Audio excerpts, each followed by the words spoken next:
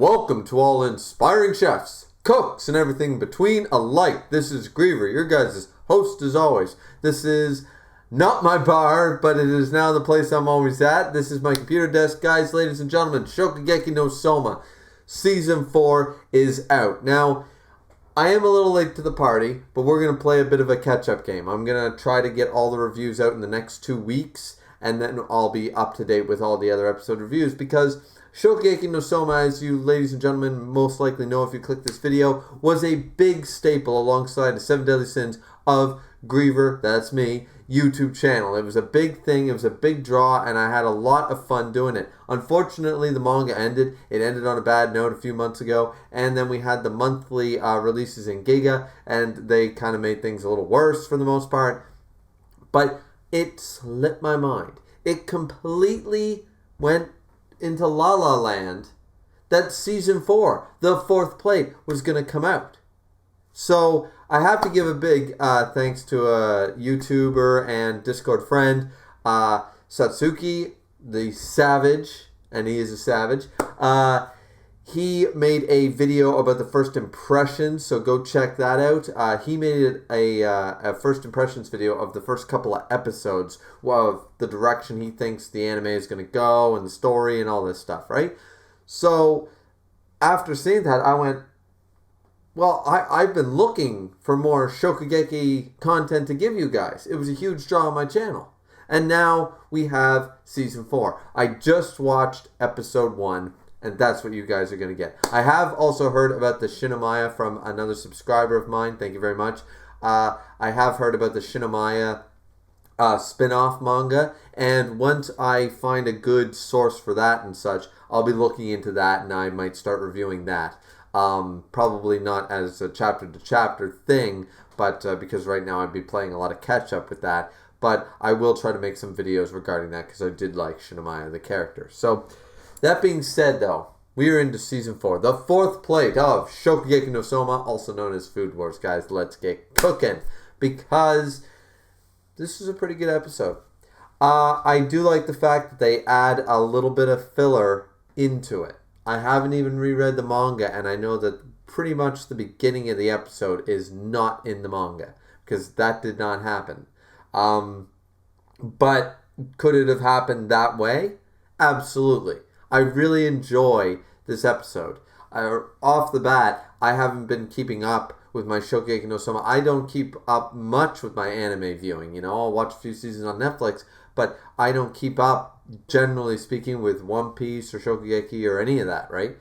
So, for me, this episode was a very critiqued episode. For me, I had to go through, and I had to look, and I had to see, how's the animation? How's the voice acting? How's the sound? Because I haven't kept up with it. And what I found is, this is great. This is really good. The opening theme really gets you pumped. It matches all the stuff. Though I feel like they added spoiler-esque, situations, things that are going to happen further down the pipeline. And just in case you guys are anime-only viewers, I will not be spoiling that. For your manga-only viewers, you might know what I mean by looking at the opening alone. It does kind of spoil some stuff that happens later on, at least I feel it does. That being said, the rest of it, though, I mean, it's just good. Megashima, he is one of my favorite characters.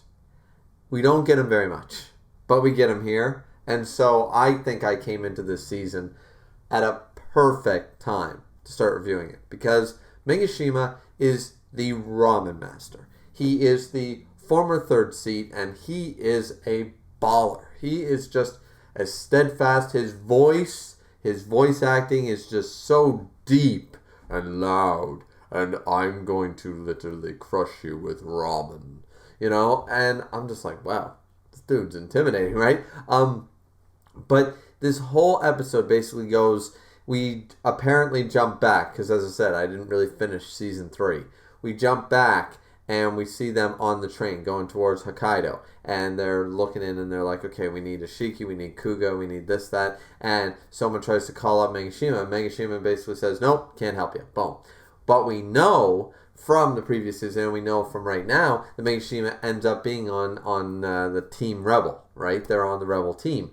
And they kind of do a quick recap. They won their first 3 bouts. We saw Ishiki win, of course. Souma wins. All that jazz, right? So we know, and Megashima won, of course. So the Rebels have won their first 3 matches. In the build-up to the next match, who they believe, we have this scene that once again I believe is a little bit of filler. It might have been just an expanded filler scene. We have Alice trying to talk about and explain with all these weird calculations on the board that probably mean nothing. Trying to say, okay, here's what we need to do. We need to do this, that, and the other thing. Because who are they going to send out and who should we send out against them? All that stuff. And Megashima basically says, I'll go out whenever you need. And Megami looks up at him and it's like, Megashima senpai, but you've just came back from a bout. You should rest up. You've been tired and stuff. And he's like, don't care. I'm not burnt out by one little match. Let me go out again. And I'm sitting there like, yeah, let the man go out again. That man's awesome. For one thing, we do jump back. So basically, it's going to be, for a quick matchup thing, it's going to be Rindo, so the second seat, versus the former third seat, Megashima, who hates Shokugekis. Then we have Tsukasa versus Kuga. We see a scene in the hallway that Souma overhears about this, that Kuga really wants to have a match against Tsukasa for reasons we kind of can figure out here, but we don't fully get. We'll probably get those in the later episodes. But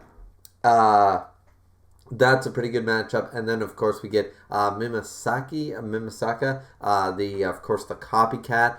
He is the one who is going to be up against Saito. Saito being the samurai, the sushi chef. And this whole build-up is quite good because we're going to see some pretty good matches. The really cool thing is that we jump back. Once again, there's 2 basically jumping forward, jumping backs in this episode. The jump back is probably my favorite part, which is where Souma and Megami go to try to convince Megashima to join their Rebel Alliance. And he's just like, nope. He hates Shokugekis. He hates, like he tries to explain to them. Basically, when he first joined Totsuki, everyone was like, Shokugeki. And he basically finally had enough. He beat everybody down and he became the third seed as a result.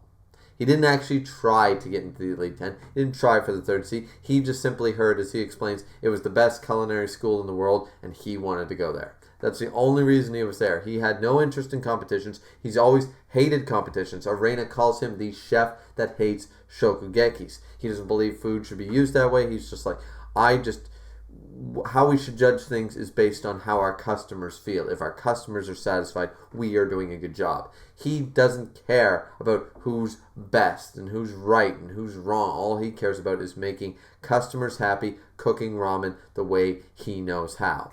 And I'm like, you got to give that man some respect. You got to give him a lot of respect for the way that he views things. We know that Souma views things the same way. I mean, Megami tries to plead to his case, like, my friends are going to be expelled. We need help. Sorry, that's not my problem, pretty much. And Souma tries to come up with here's the deal. I become the first seat, and then I give Ramen special treatment. And he's just like, you're not getting it. You're not getting it. You're just a fool that's all talk. And Souma's like, all right.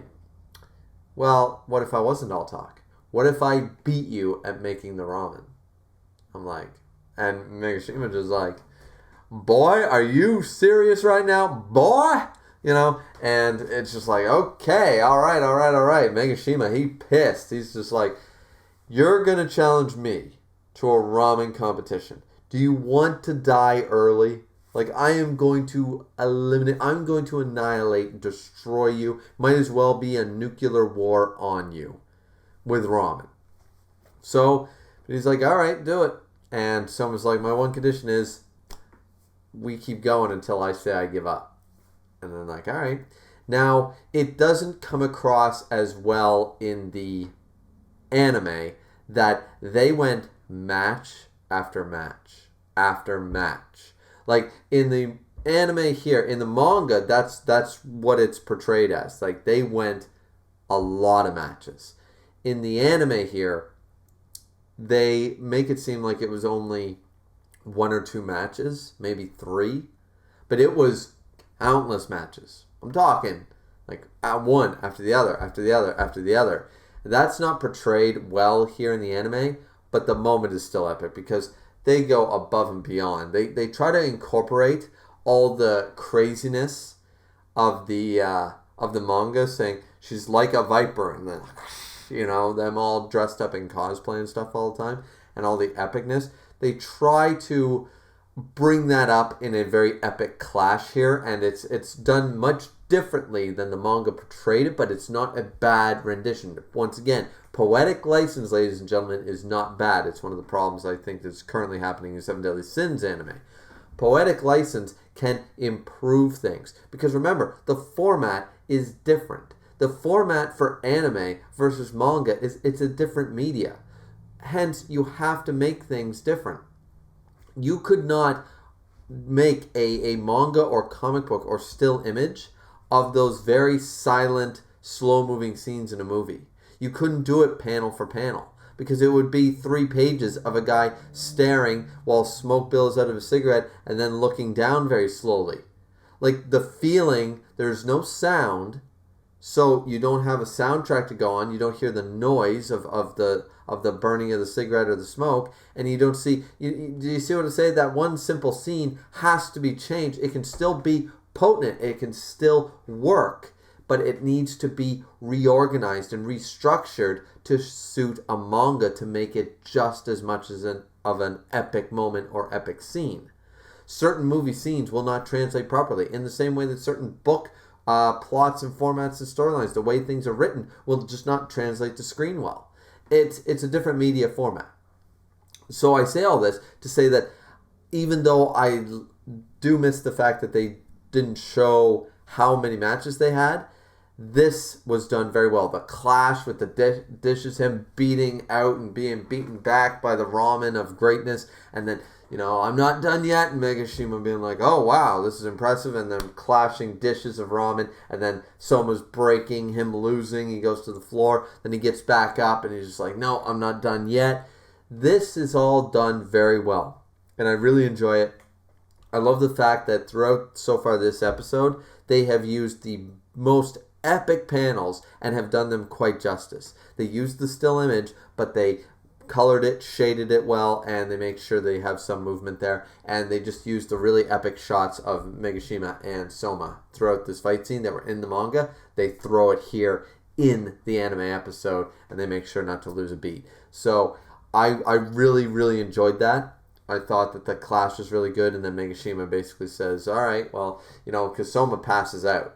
He keeps fighting, but he couldn't beat Megashima, and he passes out. But he's still like, give me one more match.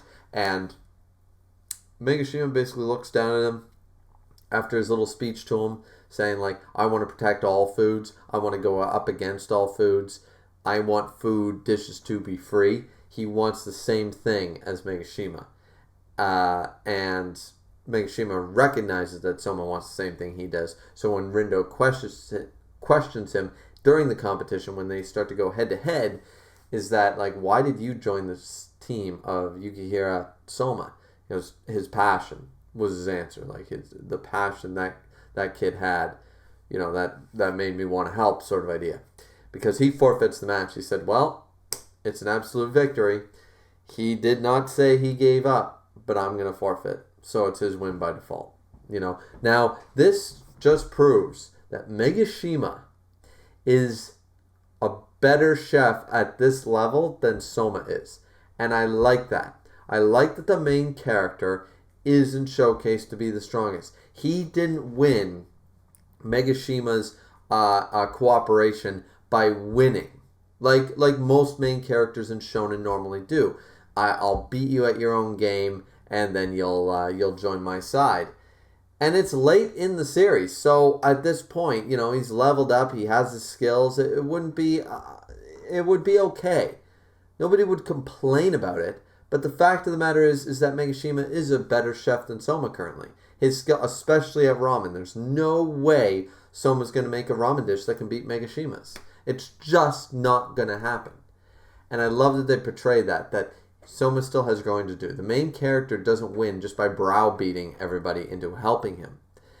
He won through his character, through his honesty, through who he is as a person. Megashima did not have to agree. He could have been like, well, you passed out. I mean, you can come back tomorrow and try to beat me, but you're not going to win.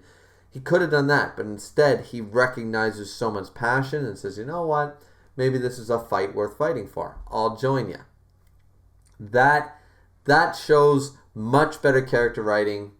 It's really good. I just really enjoy it. The later half of this episode simply shows, after this, we do see the rest of the competition. We know that they are both using cayenne pepper. Cayenne pepper is what they're using. Rindo is revealed to be the specialized in rare ingredients. She's the one, like, she uses a live alligator. She skins it, she cuts it, she does some amazing stuff, but she's the one who researches. She's the strange one who goes out and looks at the animals in their natural habitat. She wants to know about all the rare ingredients, like using alligator meat and all these funky things, right? Souma's impressed. Souma's like, I want to work with her someday. Yeah. Funky ingredient, guy over here wants to work with Rindo because she's always using the obscure and the abstract and the rare ingredients, things that people don't normally think of. And, of course, her cooking is powerful. It's barbaric. It's over the top, strong flavors. Megashima knows this, so he's making some chusa pork. I'm not sure how to say it properly, but it's a type of pork ramen. He's going to make a ramen with peanuts, garlic, soy sauce, cayenne, diced tomatoes. He's got a bunch of ingredients in there. It's all listed in the episode. Soy sauce, but he makes a sauce with the peanuts and stuff, and he's going to use the cayenne. He's going to bring out the maximum flavor of the cayenne for his pork ramen. It should be incredible. Who's going to win? We don't know, because the episode basically ends on they're both prepping their meals. They're both super strong opponents. Neither one of them wants to back down. They're both like, yep, I'm going to go against you. We do see two characters, though. We see Saito and Rindo both recognize, like, Megashima, yesterday, the other day, we were both members of the Elite 10. We were like comrades, so to speak. And now, look at where we are. It's an interesting dynamic and stuff. But the episode does go quite quickly, but it's really good. It's got a lot of information and a lot of really good packed scenes in the 20-25 minutes. So either way, guys, that's the end of my episode review. What did you guys all think? Did you love it? Did you hate it? Please like, subscribe, comment. As always, it's always very much appreciated, guys. Don't forget to hit that bell notification every single time if you want to know when I drop a video any time of the day, week, month, and or year. This has been Griever with your Shokugeki no Souma, the 4th plate, episode 1, Rindo versus Megashima. I can't wait to just start watching the next episode, guys, and let's play some catch-up here. Let's play some catch-up, and I hope to be caught up really quick by the end of next week. So thanks, guys, for watching. See you next time.